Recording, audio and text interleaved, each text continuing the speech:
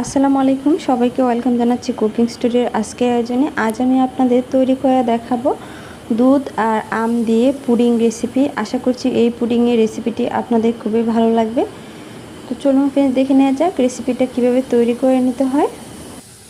তো ফ্রেন্ডস, তার জন্য প্রথমে আমি এখানে একটা বড় সাইজের আম নিয়ে নিচ্ছি।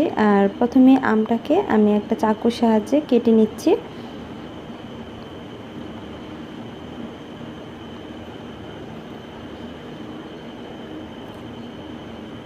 চাকু দিয়ে আমি এভাবে ছোটো ছোটো স্লাইড করে কেটে তারপর আমি এটাকে টুকরো টুকরো করে কেটে আমি উঠিয়ে নিব।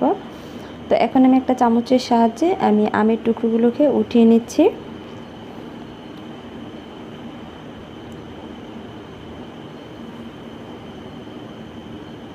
তো আপনারা চাইলে ছুরি বা বটি দিয়েও কিন্তু এই কাজটা করতে পারেন।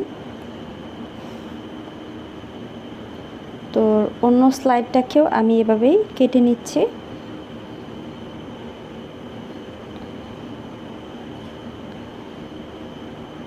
তো এগুলোকে আমি স্লাইড করে কেটে টুকরো টুকরো করে তারপর এটাকেও আমি চামচের সাহায্যে উঠিয়ে নিচ্ছি। তো ফ্রেন্ডস, আমটা আমি কেটে নিয়েছি, আপনারা দেখতে পাচ্ছেন। তো এখন আমি এটাকে একটা ব্লেন্ডারে দিয়ে আমি এটাকে ব্লেন্ড করে নিচ্ছি। তো অল্প পরিমাণে পানি দিয়ে আমি এটাকে ব্লেন্ড করে নিয়েছি, আপনারা দেখতে পাচ্ছেন। তো এখন আমি চলে যাচ্ছি রান্নায়। আমি চুলায় একটা প্যান বসিয়ে দিয়ে এর মধ্যে আমি যে ব্লেন্ড করা আম, সেই আমটা দিয়ে দিচ্ছি। আর দিয়ে দিচ্ছি 1/3 কাপের মতো চিনি। আর দিয়ে দিচ্ছি আগার আগার পাউডার। তো জেলি বানানোর জন্য যে আগার আগার পাউডারটা ব্যবহার হয়, সেখানে 1 চামচের মতো পাউডারটা নিয়ে আমি পানিতে মিক্স করে তারপর আমি এখানে দিয়ে দিচ্ছি। তো এখন চুলার জালটা ধরিয়ে দিয়ে আমি এটাকে কিছুক্ষণের মতো আমি জাল করে নেব। ফুটিয়ে ওঠার আগ পর্যন্ত আমি এটাকে জাল করে নিচ্ছি। তো আপনারা দেখতেই পাচ্ছেন এটা ফুটে উঠেছে। তো আপনারা চাইলে আমের পিউরিটা এখানে কম দিয়ে পানিটাও কিন্তু অ্যাড করতে পারেন। এতেও কিন্তু আপনার যে জেলিগুলো এটা কিন্তু খুব সফট হবে এবং হার্ড হবে। তবে আমার এখানে আমের পিউরিটা একটু বেশি হয়ে গেছে।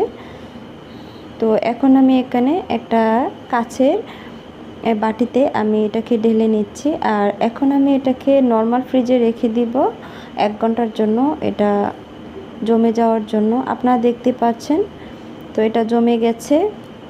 এখন আমি জেলিগুলোকে কেটে নিচ্ছি।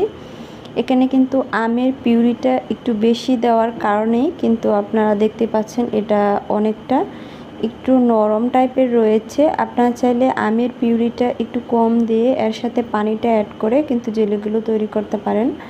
তো এখন আমি জেলিগুলো বের করে নিচ্ছি।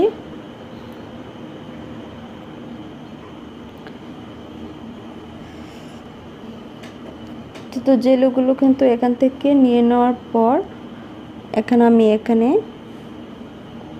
দুধের মিশ্রণটা তৈরি করে নিব। তার জন্য এখানে আমি 2 কাপের মতো দুধ নিয়ে নিচ্ছি আর আবারও নিয়ে নিচ্ছি আগার আগার পাউডার। তো পাউডারটা মিক্স করে আমি এখানে দিয়ে দিচ্ছি।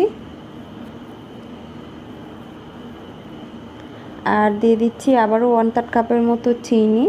যে যেরকম মিষ্টি খেতে পছন্দ করেন সেই পরিমাণে এখানে মিষ্টিটা অ্যাড করতে পারেন। সামান্য পরিমাণে একটু লবণ দিয়ে দিচ্ছি।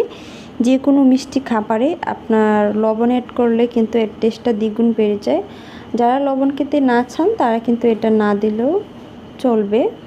তো আমি 2 থেকে 3 মিনিটের মতো এটাকে জাল করে নিয়েছি। এটা খুব বেশি আপনার জাল করার প্রয়োজন নেই। তো ফ্রেন্ডস, আমি এরকম একটা বাটিতে আমি জেলিগুলো নিয়ে নিয়েছি। আর গরম গরম থাকা অবস্থাতেই কিন্তু আমি এখানে দুধটা অ্যাড করে দিয়েছি। আপনারা দেখতে পাচ্ছেন একটা প্যাচালার দিয়ে একটু নিচ দিয়ে আমি একটু নেড়ে ছেড়ে দিচ্ছি। তো ফ্রেন্ডস, এখন এটা সেট হওয়ার জন্য আমি 1 ঘন্টার জন্য আমি নর্মাল ফ্রিজে আমি রেখে দিয়েছিলাম। তো ফ্রেন্ডস, দেখতে পাচ্ছেন এটা সেট হয়ে গেছে। এখন আমি সাইড দিয়ে ছুরি দিয়ে কেটে আমি এটাকে বের করে নিচ্ছি।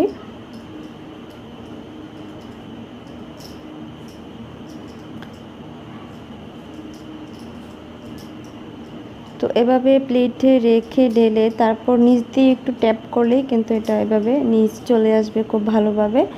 আপনারা দেখতে পাচ্ছেন খুবই সুন্দর কালারফুল হয়েছে, দেখতেও ভীষণ ভালো লাগছে। আর এই জেলিটাও কিন্তু আপনার পুডিংটা কিন্তু খেতেও কিন্তু দারুণ মজার হয়। আপনারা একবার হলো ট্রাই করবেন, আশা করছি আপনাদের ভালো লাগবে। ভিডিও ভালো লাগলে প্লিজ আমার চ্যানেলটি সাবস্ক্রাইব করার অনুরোধ রইল। আর নতুন ভিডিও আপডেট পাওয়ার জন্য বেল আইকনটি ক্লিক করে রাখবেন। সবাই ভালো থাকবেন, আমার জন্য দোয়া করবেন। আল্লাহ হাফেজ।